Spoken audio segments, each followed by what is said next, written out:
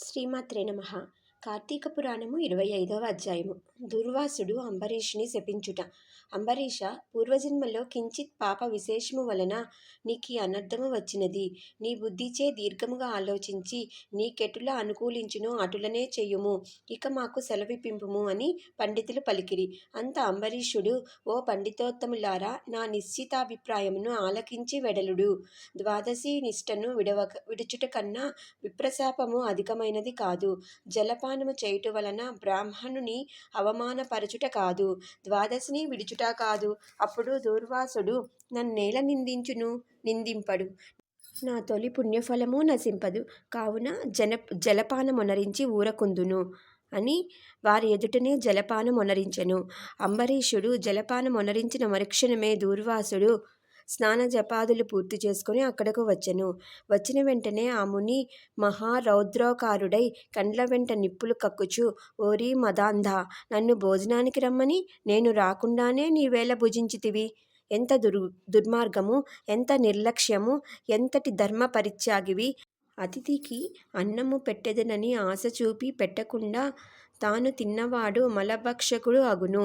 అట్టి అధముడు మరుజన్మలో పురుగై పుట్టును. నీవు భోజనమునకు బదులు జలపానము చేసితివి. అది భోజనముతో సమానమైనదే. నీవు అతిథిని విడిచి భుజించినావు కావున నీవు నమ్మకద్రోహివి అవుదువే గాని హరిభక్తుడు ఎట్లా కాగలవు? శ్రీహరి బ్రాహ్మణావమానమును సహింపడు. మమ్మే అవమానించుట అనినా శ్రీహరిని అవమానించుటయే. నీవంటి హరి నిందాపరుడు మరి ఒకడు లేడు. నీవు మహాభక్తుడునని అతి గర్వము కలవాడవై ఉన్నావు. ఆ గర్వంతోనే నీవు నన్ను భోజనమునకు ఆహ్వానించి అవమానపరిచి నిర్లక్ష్యముగా జలపానమొనరించితివి. అంబరీష, నీవెట్లు పవిత్ర రాజకుటుంబములో పుట్టినావురా? నీ వంశము కళంకము కాలేదా అని కోపముతో నోటికి వచ్చినట్లు తిట్టెను. అంబరీషుడు ముని కోపమునకు గడగడా వణుకుచు ముకుళిత హస్తములతో, మహానుభావ, నేను ధర్మహీనుడను. నా అజ్ఞానముచే నేనీ కార్యము చేసితిని. నన్ను రక్షింపుడు. బ్రాహ్మణులకు శాంతియే ప్రధానము. మీరు తపోధనులు, దయాదాక్షిణ్యము కలవారు కావున నన్ను కాపాడమని అతని పాదములపై పడెను. దయాశూన్యుడైన దుర్వాసుడు అంబరీషుని తలను తన ఎడమకాలితో తన్ని, దోషికి శాపమియ్యకుండా ఉండరాదు.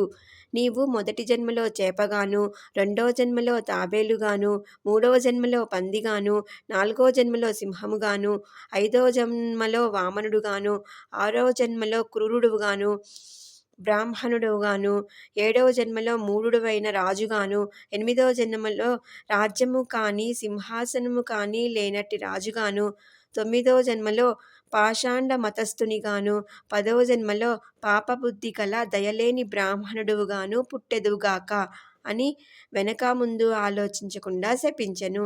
ఇంకనూ కోపము తగ్గనందున మరలా శపించుటకు ఉద్యుక్తుడగుచుండగా శ్రీ మహావిష్ణువు బ్రాహ్మణ శాపము వృధా కాకూడదని తన భక్తునికి ఏ అపాయము కలుగకుండుట కోసము అంబరీషుని హృదయములో ప్రవేశించి, మునివర్య, అటులనే మీ శాపమును అనుభవింతు అని ప్రాధేయపడెను.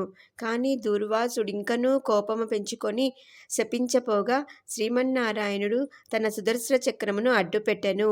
ఆ సుదర్శనము కోటి సూర్యప్రభలతో అగ్నిజ్వాలలు క్రక్కుచు దూర్వాసునిపై పడబోయెను. అంత దూర్వాసుడు ఆ చక్రము తనని మసి చేయునని తలచి ప్రాణముపై ఆశ కలిగి అచటి నుండి బ్రతుకు జీవుడా అని పరిగెత్తెను. మహా తేజస్సుతో చక్రాయుధము దూర్వాసుని తరుముచుండెను. దూర్వాసుడు తనను కాపాడమని భూలోకమున ఉన్న మహామునులను, దేవలోకమునకు వెళ్ళి దేవేంద్రుని, బ్రహ్మలోకమునకు వెళ్ళి బ్రహ్మదేవుని, కైలాసమునకు వెళ్ళి పరమేశ్వరుని ఎంత ప్రార్థించినను వారు సైతము చక్రాయుధము బారి నుండి దుర్వాసుని కాపాడలేకపోయిరి. ఇట్లు స్కాంద పురాణాంతర్గత వశిష్ఠ ప్రోక్త కార్తీక మాహత్యమందలి పంచవింశోధ్యాయము 25వ రోజు పారాయణ సమాప్తము. శ్రీమాత్రే నమః.